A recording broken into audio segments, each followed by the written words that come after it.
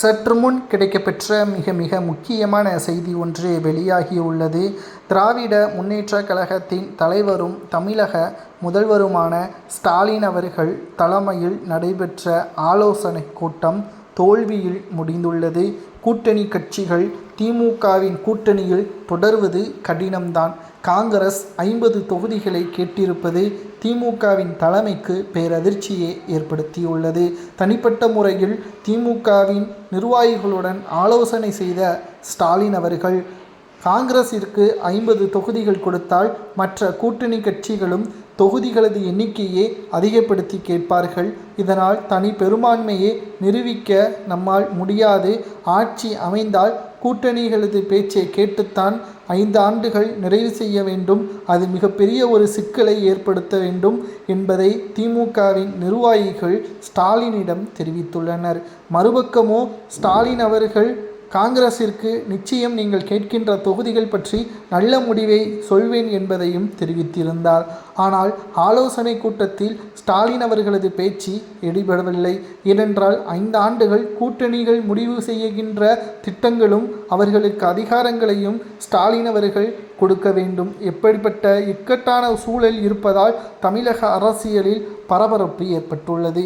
இதற்கு முன்னால் திமுக வர்சஸ் அதிமுக என்று இருந்தது.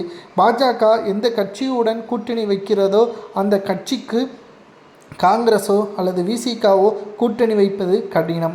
ஆனால் இப்பொழுது 4வது அணியாக தமிழக வெற்றி கழகம் உருவாகி இருப்பதால் காங்கிரசிற்கு அடித்த அதிர்ஷ்டமாகவே பார்க்கப்படுகிறது.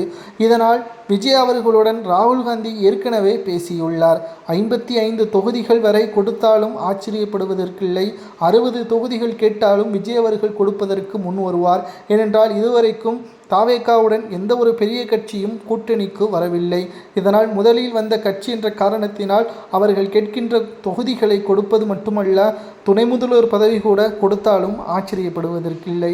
இதனால் திமுகவின் நிர்வாகிகளுடன் நடைபெற்ற ஆலோசனை கூட்டம் நிச்சயம் காங்கிரசிற்கு தோல்வியாக பார்க்கப்படும். ஏனென்றால் 25 தொகுதிகள் தான் கொடுப்போம் என்று திட்டவட்டமாக ஸ்டாலின் சொன்னால் கூட்டணியிலிருந்து வெளியேறுவதை தவிர காங்கிரசிற்கு வேறு வழியே கிடையாது.